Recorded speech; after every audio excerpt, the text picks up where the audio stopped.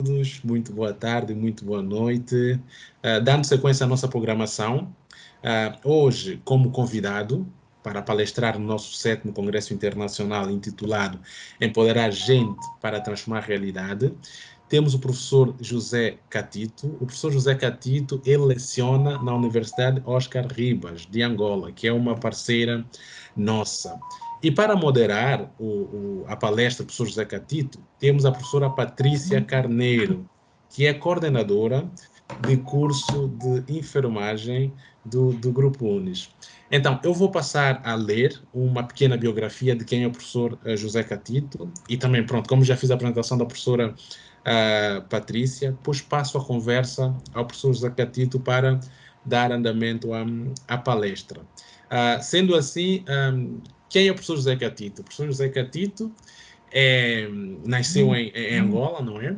É PhD em Sociologia, é investigador da Universidade Oscar Ribas, Centro de Estudo de Investigação Científica, e as áreas, basicamente, a área de investigação é na parte social, investigação social e problemas sociais na modernidade.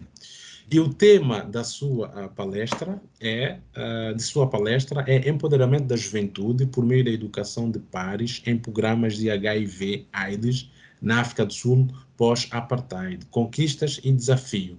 Lembrando ou acrescentando também que o professor José Catito fez uma parte da sua investigação na África do Sul.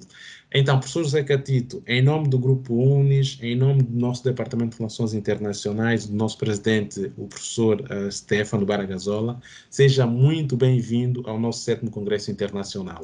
A tela é toda sua, professor. Ok, muito obrigado, professor Jorge Borges, aliás, desculpe.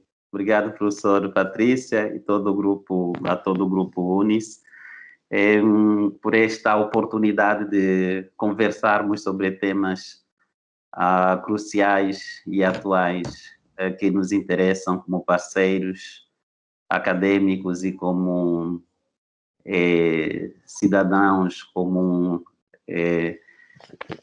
seres humanos, parte de comunidades. Enfim, porque o tema da saúde, particularmente do VIH-Sida, é um tema central nos dias de hoje. É um tema que, particularmente no contexto africano, é sempre tocado em qualquer aspecto social consideremos e qualquer abordagem façamos. Eu, pessoalmente, não tinha inicialmente a ideia ou a intenção de estudar HIV, mas, como dizem os sul-africanos, tropecei nele, estudando a sociologia sul-africana, isto nos períodos do mestrado, e isto levou-me depois a concentrar-me um pouco mais neste problema no doutoramento. E então o que eu vou partilhar é parte dos meus estudos de mestrado e de doutoramento, e é apenas um subtema, digamos, de temas muito mais abrangentes sobre HIV e sobre políticas de saúde. Sim, então, pois o tema é este: educação entre pares ou educação de pares em programas de prevenção de VIH-Sida. O discurso é concentrado na África do Sul do pós-apartheid, mas, na verdade, muitos aspectos que vamos abordar dizem respeito a vários países ou digamos que têm uma validade universal, com todas as especificidades, todas as nuances que podemos encontrar. Portanto, na parte da discussão podemos alargar um pouco o âmbito, digamos assim, regional, podemos até abstrair-nos um pouco mais, generalizando e teorizando, porque, na verdade, a África do Sul, apesar das suas especificidades, não é exclusiva em termos de políticas de HIV e, em particular, em termos de educação entre pares. Escolhemos este tema para falarmos do empoderamento, na medida em que a educação é uma medida de empoderamento, de atribuição de capacidades das pessoas para agirem em prol da saúde, neste caso, seja ao nível individual que coletivo. Então, pediria que o professor passasse para a slide seguinte. Uhum. Okay. Ok. Pois é, a apresentação que eu preparei aqui é muito simples mesmo, e parte de considerações elementares relativas ao início e à popularização da educação entre pares como método de transmissão de conhecimento, e concentra-se também nas potencialidades e nas conquistas que este modo de proceder na educação sobre a saúde atingiu. Então, a educação entre pares populariza-se nos anos 60 em programas de educação sobre drogas, sexualidade e saúde reprodutiva, particularmente entre adolescentes no mundo, com especial referência aos países mais avançados do norte, e é uma abordagem de tipo micro e meso de intervenção, na medida em que tem como objetivo grupos bem identificados, em comunidades bem identificadas,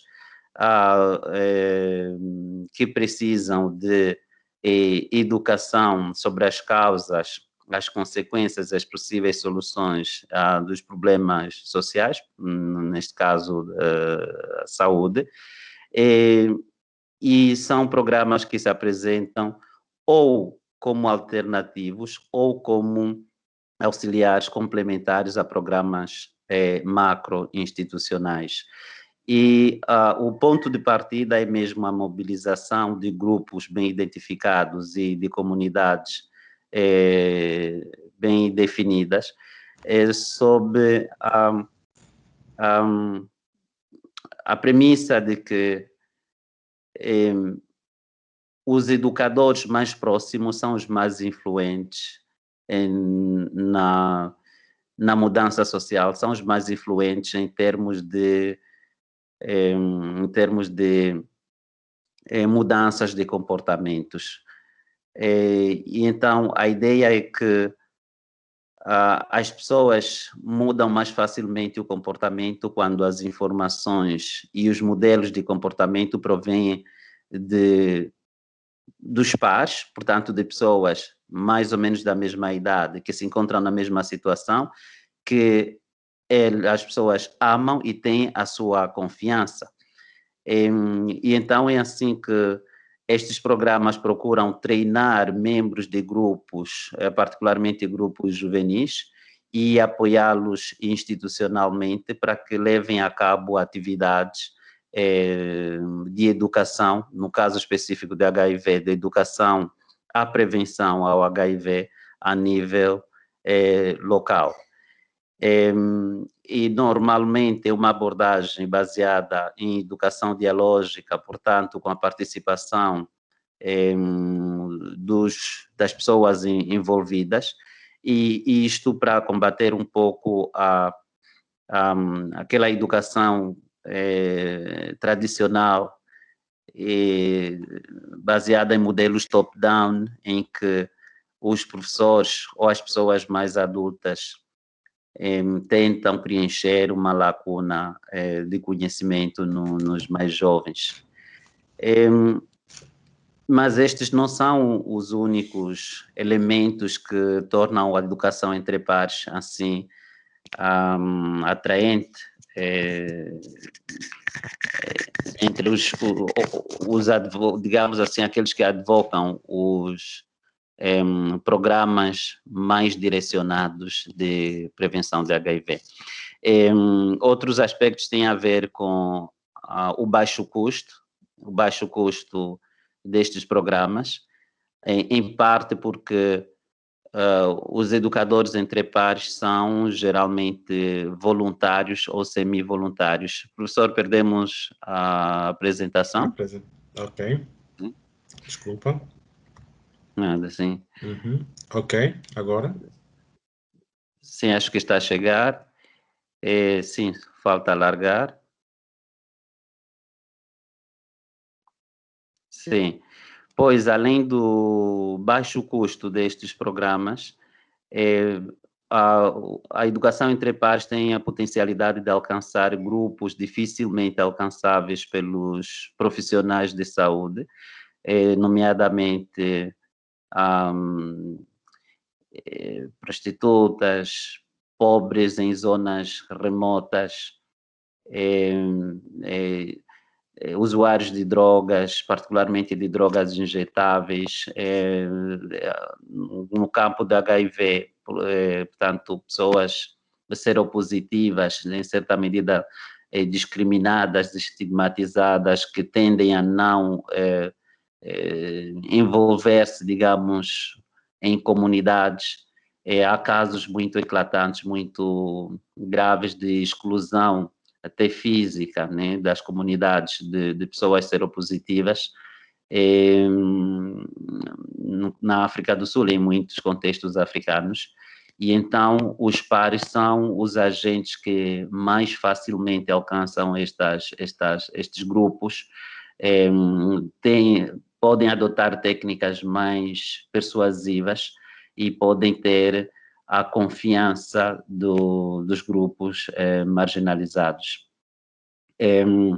Também tem a potencialidade, esta modalidade de ensino, digamos assim, de estabelecer uma comunicação interpessoal que facilita não apenas o processo do conhecimento, mas também a sua tradução no comportamento, porque sabemos que existe uma grande distância, um hiato entre o conhecimento e o comportamento propriamente dito, no sentido de que o conhecimento não necessariamente leva as pessoas a se comportarem consequentemente. No caso específico, saber como o HIV se transmite e como se pode evitar, não necessariamente potencializa as pessoas para agirem de maneira saudável, por exemplo, engajando em relações sexuais protegidas. Também a educação entre pares tem sido advocada como potencialmente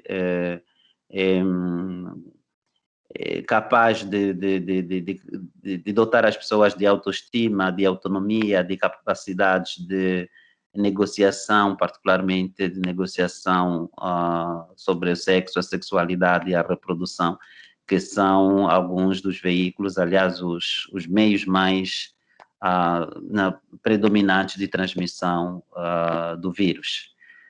Professor, por favor, pode passar para a outra? Sim. Olá, professor Borges.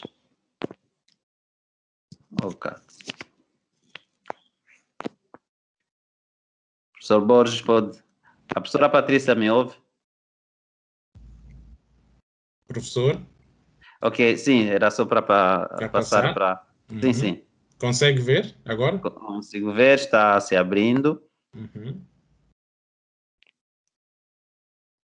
Então, todos estes elementos positivos da educação entre pares foram, em certa medida, registrados na história da prevenção do HIV na África do Sul, tá como no resto do mundo.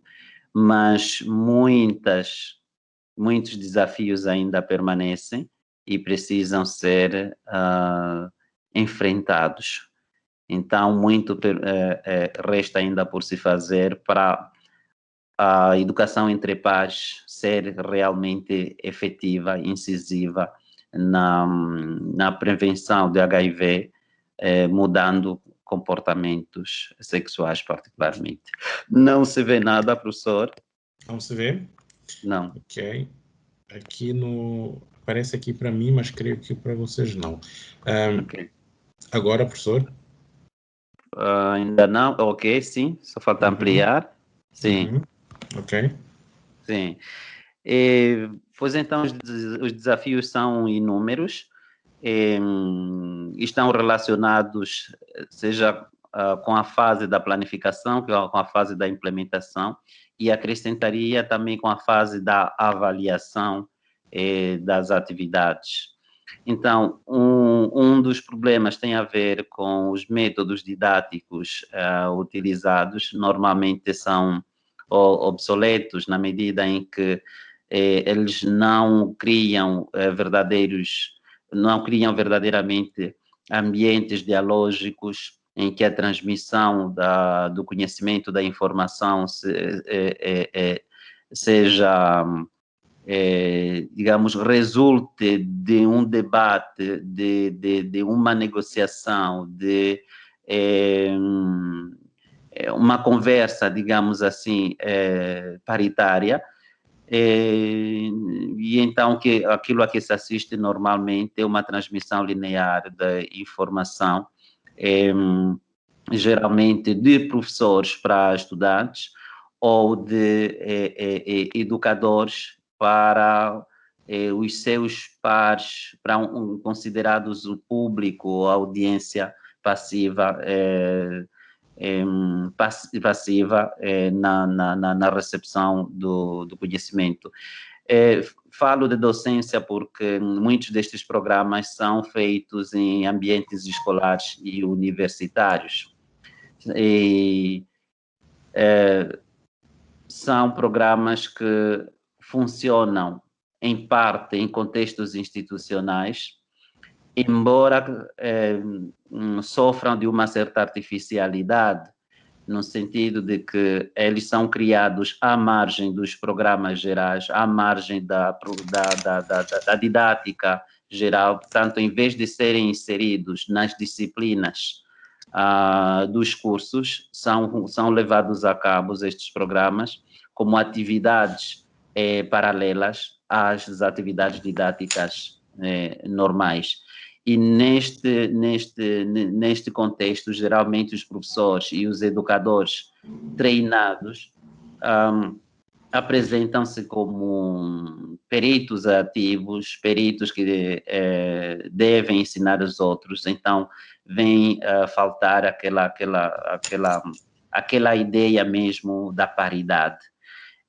Também costumam ser muito romantizados estes programas, como se fossem a panaceia de todos os males, como se fossem realmente fortes em mudar os comportamentos juvenis no campo da sexualidade. Há ainda problemas ligados à fragmentação dos programas e ao caráter descritivo dos mesmos, no sentido de que, em vez de se elaborarem e implementarem pacotes bem estruturados, articulados em diferentes níveis e em diferentes setores, pois eles são feitos pontualmente em cada comunidade, em cada grupo identificado, e além disto, a informação que se partilha é predominantemente descritiva, portanto, pouca análise é reservada a estas abordagens. Uma consequência disto é a falta ou a escassez de sistematização dos resultados que possam informar as políticas, concentrando-se nas perguntas sobre as causas e os métodos de prevenção em geral. Isto está também relacionado com a escassez de uma solidariedade propriamente dita, isto é, de coesão social, podemos assim dizer, entre as pessoas envolvidas nos projetos, particularmente os educadores. Até porque, como disse no início, estes trabalham geralmente como voluntários ou semi-voluntários em condições de pobreza. em condições de pobreza, embora, na verdade, as pessoas envolvidas nestes projetos como educadoras não sejam as mais pobres, sejam, digamos, de classe média, média baixa, média alta, portanto, entre aspas, não são pessoas que morrem de fome, pois, apesar disso, não são pessoas que podem levar a cabo estas atividades por muito tempo ou de maneira contínua, mesmo no período estabelecido. Há ainda o problema clássico dos programas de educação, da ênfase nos aspectos biológicos, portanto, concentrando-se no como o HIV é constituído geneticamente e como ele se transmite do ponto de vista biológico, em detrimento da análise e da educação sobre as dimensões sociais da vulnerabilidade. E aqui, por dimensões sociais da vulnerabilidade, entendemos principalmente a iniciação sexual prematura, portanto, a educação entre pares tem pouco impacto entre adolescentes que têm uma iniciação sexual prematura. E o próprio empoderamento através da informação é limitado, principalmente em virtude de estas pessoas viverem em contextos pobres, em termos materiais. Então, as estratégias de busca de meios materiais através do sexo e da sexualidade são predominantes. No caso do sexo transacional, não apenas prostituição, mas também de sexo transacional, a multi-relação, portanto, o facto de ter vários parceiros que possam proporcionar algum meio econômico, etc, etc. Também falamos, em termos de dimensões sociais, do patriarcado e das relações, das desigualdades nas relações de gênero, lá onde o homem é hegemônico na relação e a mulher subalterna, a negociação do sexo seguro, por exemplo, da reprodução, é difícil, mesmo na presença de informações suficientes sobre a prevenção. O estigma é um outro problema.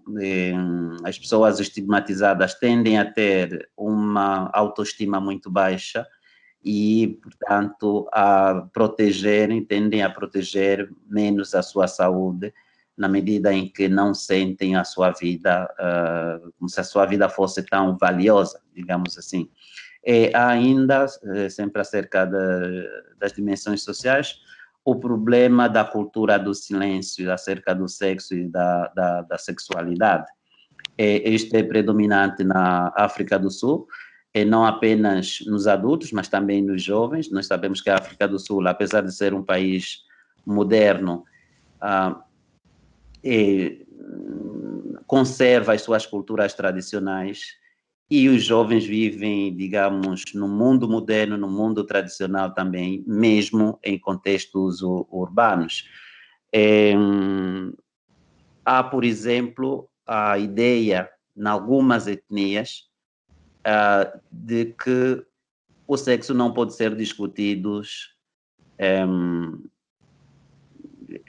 entre homens e mulheres, ou seja, os homens não podem vir falar de sexo com as mulheres. Isto particularmente na etnia Xhosa, lá nas regiões do Western Cape e outras limítrofes. Então, uma consequência, ou melhor, este modo de pensar tem levado a políticas de empoderamento dos jovens barões, através da educação entre pares, e tem levado também à criação de clínicas, isto é, de centros médicos dedicados somente aos homens. Chama de men only clinics. Então, nestes centros, a educação entre pares é enfatizada na medida em que ela é feita de homens para homens. Isto é curioso, é paradoxal, porque os centros médicos geralmente são dominados por mulheres, então a maioria do corpo médico, tanto de enfermeiros, é constituída por mulheres. Então, mesmo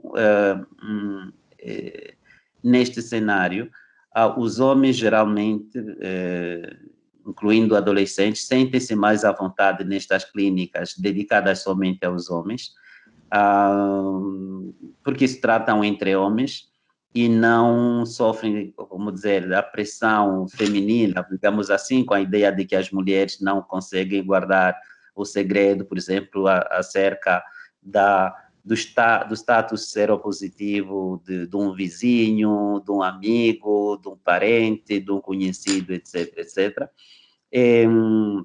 Pois esta é, digamos que é uma fronteira, uma nova fronteira de prevenção e tratamento de HIV, em que a educação entre pares normalmente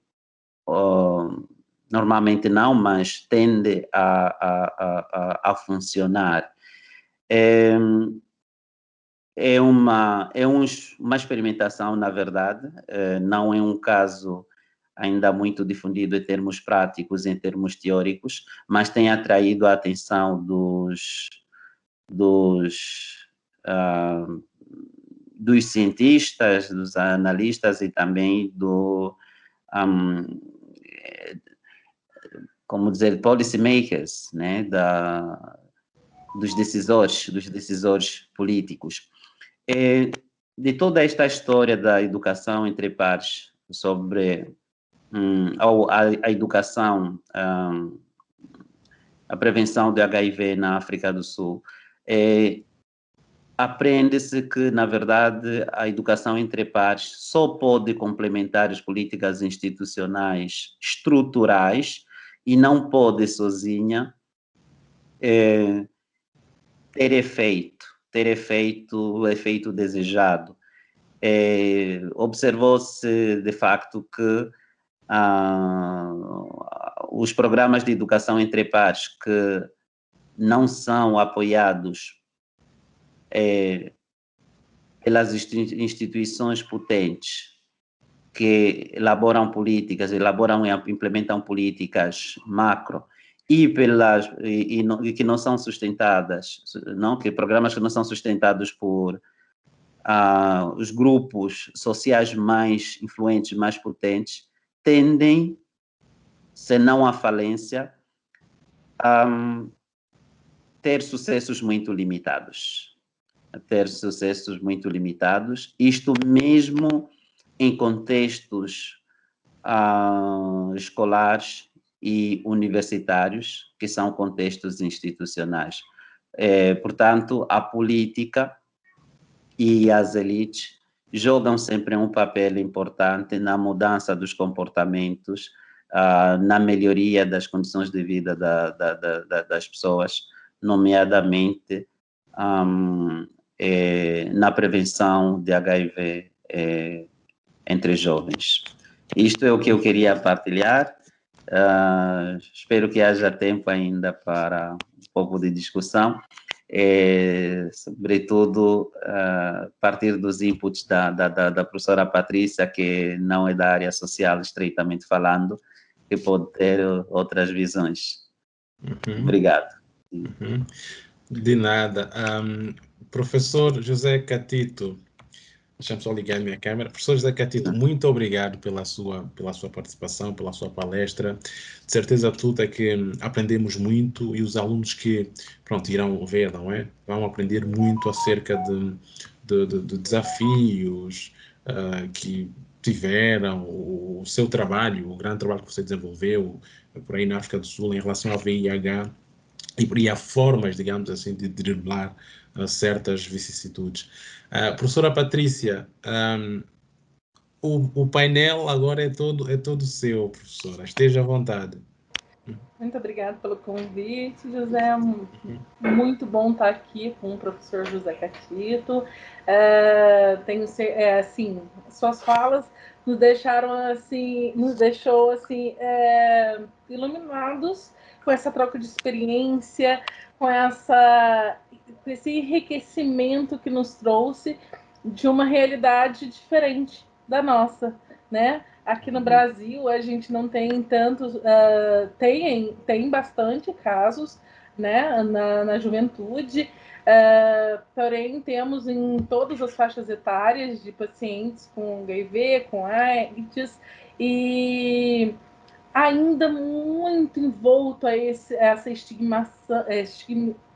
estigmatização, né?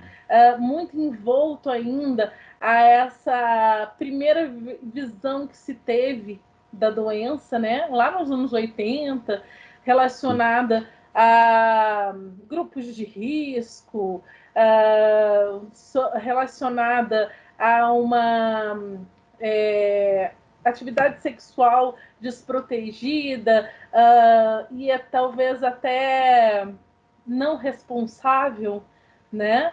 E hoje em dia a gente vê que com toda essa evolução, com tudo que nós temos no Brasil também relacionados a HIV/AIDS, ainda assim esse estigma permanece, apesar de termos um serviço de atendimento a esses pacientes que dá uma qualidade de vida maravilhosa para todos eles, né? Que realmente não é visto hoje em dia como aquela doença que vai levar à morte com muita facilidade, como era visto na década de 80, né? Ainda assim, aqui no Brasil a gente tem que preconizar a questão do sigilo, tem que preconizar a questão relacionada a não expor o paciente devido a essa questão de possibilidades dessa estigmatização. O que nos deixa assim um pouquinho angustiados, porque a educação em pares é maravilhosa, né? E a gente trabalha ela muito em algumas ações que não no HIV/AIDS, mas que para essa situação seria perfeita, né? E que devido ao estigma, a essa questão muito preservada em relação a sigilo, né? Muito pouco se trabalha nessa situação específica. Então, a gente acaba perdendo determinadas vantagens no campo da saúde também, não só na questão de educação, né? Mas educação em saúde, perdendo essas possibilidades devido a uma estigmatização ainda muito presente na nossa sociedade aqui. Pois é interessante, de facto, o Brasil, eu tive a oportunidade de comparar as políticas de saúde de HIV/SIDA entre Brasil e África do Sul. Elas são muito divergentes, foram divergentes pelo menos até o início dos anos 2000. Um dia poderíamos também abordar esta questão mais política. E o Brasil é muito interessante, em parte porque, como no discurso da professora mais ou menos deixa entender, há muita discussão à volta dos sucessos e dos insucessos, dos desafios das diferentes medidas contra HIV/SIDA. Escreve-se muito, há muitas iniciativas, interessante. E esta questão da estigmatização, efetivamente, é difícil de combater, mas em comparação com a África do Sul, o Brasil está em melhores condições, segundo os dados que possuo. Até porque no Brasil as culturas tradicionais não são assim dominantes e, portanto, a biomedicina e as ciências sociais, digamos, aqueles sistemas modernos de conhecimento, têm mais impacto do que na África do Sul. Sim, mesmo entre os jovens. Eu vejo pela sua fala, realmente ainda tem essa questão social muito, muito conservadora, né? Sim, na sim. África, muito mais do que no Brasil, apesar de sermos ainda um país que preserva muito essa questão, bem menos rígidos que a África, pela sua fala. Né? Sim, sim. Sim, tem também a questão religiosa, por exemplo, que em África é mais controversa, e na África do Sul em particular, do que no Brasil. Claro, tem a bancada evangélica no Brasil que não favorece muito o diálogo sobre o problema e as políticas de prevenção. Mas também há, por exemplo, as religiões afro-brasileiras, que do pouco que sei, não são, como dizer, não trabalham na contramão. Pelo contrário, eu entrevistei pais e mães de santo, né, terreiros, agora já não recordo a terminologia, que trabalhavam mesmo com questão espiritual nas comunidades e até nos municípios para a prevenção do HIV. E, portanto, a disputa ou o antagonismo entre a ciência e as formas espirituais de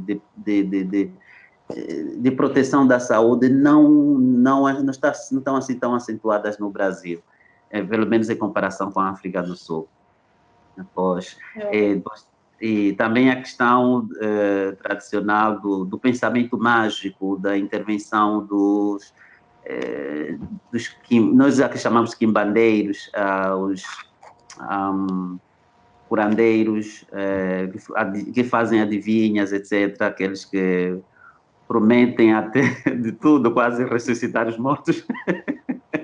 Pois na África do Sul há muito mais gente deste tipo que, até aproveitando mesmo das más condições econômicas das pessoas, atribuem a origem da doença à feitiçaria, a más intenções de pessoas invejosas, etc., etc. Então, prometem cura a pessoas desesperadas. E tem sucesso, infelizmente. Eu imagino que pior do que receber um diagnóstico talvez seria a desinformação à procura de um tratamento. Sim. Sim. Sem falarmos, naturalmente aqui estamos a alargar um pouco o discurso, de facto a educação entre pares queria também ser um pouco um pretexto para falarmos um pouco mais de outras questões relacionadas. Não falarmos das políticas de tratamento que no Brasil foram adotadas desde o princípio, e a indústria farmacêutica dos antirretrovirais desenvolveu-se suficientemente. Pelo contrário, na África do Sul houve negacionismo do vírus ou do seu impacto e tal. E só a partir de 2003, 2004 é que se começaram a usar os antirretrovirais no setor público e a produzir e importar fármacos genéricos. Então, isto comportou também uma propagação acentuada do vírus. Então, aquele princípio que na vossa área tratam de tratamento como prevenção, começou muito tardiamente na África do Sul e de maneira limitada, tímida. O Brasil, apesar das suas de algumas lacunas que pode ter cometido, digamos que foi superior à África do Sul também neste sentido. Hoje no Brasil a gente tem protocolos de atendimento para acidentes, né? Não só uma relação desprotegida ou um acidente pérfuro cortante, porque os profissionais de saúde, e aqui no meu caso, enfermeira, a gente corre esse risco também, né? Então, nós temos os protocolos de atendimento, que são todos gratuitos. Então, no Brasil, a gente tem um benefício muito grande no sentido do nosso Sistema Único de Saúde, totalmente gratuito. Sim. Ainda temos outras políticas no sentido no caso que você trabalha com a juventude, né? Sim. A gente tem o Estatuto da Criança e do Adolescente, que garante essa questão de planejamento familiar e toda do adolescente, né? Então, nesse ponto, acaba dando uma melhorada na atenção à saúde, porém, acho que a educação de pares somaria muito a essa situação. E sim, devido ao estigma, muito a gente perde nesse ponto. Sim, parece-me que nos anos 90 a educação de pares teve algum sucesso entre profissionais do sexo, não? Mas aí, já, na verdade, a gente acaba afunilando mais ainda, né? Porque aí a gente já pega um grupo estigmatizado e trabalha dentro dessa realidade, né? Se a gente for falar numa sociedade como um todo, eu não consigo fazer a educação em pares amplamente, né? Agora, eu faço com grupos já estigmatizados. Ok, né? Sim. E o Brasil também teve no passado, não sei agora, uma política, ou pelo menos iniciativas ao nível micro, de redução dos riscos. Era assim. Sim, a gente tem. A gente tem garantido já na nossa legislação, né, nas nossas leis que regem o SUS, que regem o Estatuto da Criança e do Adolescente, trabalha-se muito na prevenção, né? E hoje em dia existem as medicações que são oferecidas, inclusive para profissionais do sexo, para pessoas que se submetem a determinados riscos, né? Inclusive para os profissionais de saúde que possam se expor a esses tipos de riscos. Então, nesse ponto, assim, em relação a tratamento, a prevenção, mas dentro do serviço, a gente tem uma determinada evolução. Talvez faltasse um pouco esse convívio, essa troca de experiências entre as próprias pessoas que têm a doença ou são portadores do vírus, né? Sim. Professora, já que a professora é da área médica, eu queria lhe perguntar, aqui a nossa é uma conversa, né? Sobre as medidas profiláticas, as profilaxes pré-exposição, que parece que o Brasil tem, eu vi pelo menos em São Paulo, anos atrás, 2012. Do ponto de vista social ou psicossocial, há considerações, há argumentos de que a profilaxia feita desta maneira, né, antes da exposição, pode levar as pessoas pode incentivar as pessoas, digamos, a engajar-se em relações de risco, quase como pensando, bom, tá, se eu apanhar, você já tomo e depois me exponho sem proteção, nenhum problema. Não sei qual é o seu comentário acerca disso. de uma forma bem pessoal, se eu for avaliar numa questão bem pessoal, né, bem, a minha opinião, digamos assim, eu não classifico mais essa questão de grupos de risco, né, até porque essa situação relacionadas à pré-exposição, elas também estão muito voltadas para casais que às vezes já existem, né, que casais que já existem e que às vezes um dos parceiros está contaminado e outro não, né? Hoje em dia é mais crescente essas situações, porque a gente avaliar a HIV/AIDS não estigmatizado, mas sim como uma doença crônica, né? E não mais como uma situação que vai levar à morte em pouco tempo de vida. Não existe mais essa visão antiga, lá dos anos 80, que foi o que acontecia no Brasil, né? Então, assim, penso que ganhamos muito nessa situação de pessoas que já estão em convívio e que se expõem de alguma forma diariamente, né? Agora, em relação, se a gente falar no sentido de aumento de grupos de risco, de situações de risco, de situações de risco, melhor dizendo, na verdade, o protocolo de prevenção para a exposição, né? Ele vem mais para somar a uma outra situação preventiva e não para substituí-la. Sim. Né?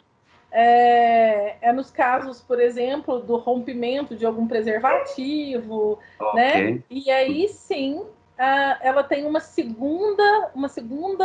segundo recurso de prevenção. Imagino dessa forma.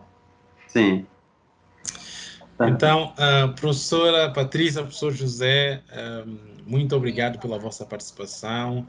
Pronto, eu acho que até, se calhar, estende-se aqui, aparece aqui uma oportunidade para o nosso departamento, digamos assim, de pesquisa, que a professora Patrícia pode, se calhar, incorporar, digamos assim, não é? Desenvolver algo em parceria com a Universidade Oscar Ribas de Angola. Um artigo científico, quiçá, não é? Ou algo, pronto, que vocês que entendem dessa área podem levar avante. Sim, podia ser um estudo comparativo. Depois eu passarei o contacto da professora ao professor, do professor à professora, e de forma a nós avançarmos com isso e temos aí se calhar um fruto que poderá surgir aqui. Sim, sim. Está bem, professor? Certamente. Então, professor José, muito obrigado pela sua apresentação mais uma vez. Em nome do Grupo Unis, nós agradecemos imensamente a disponibilidade, né, que você teve em palestrar no nosso 7º Congresso. E, professora Patrícia, mais uma vez, como sempre, muito obrigado pela sua participação em moderar essa palestra. Eu que agradeço. Okay? Eu que agradeço, em nome da Oscar Ribas, a nossa Universidade de Angola. E para aqueles que pretendem aceder ao certificado, não é? Ter o certificado, vamos deixar aqui um link em que vocês poderão clicar no link, preencher com os vossos dados e ter acesso ao certificado. Tá bem? Muito obrigado. Tchau, tchau, professor. Tchau, tchau, professor. Obrigado. Tchau, tchau. Até mais. Tá, até mais.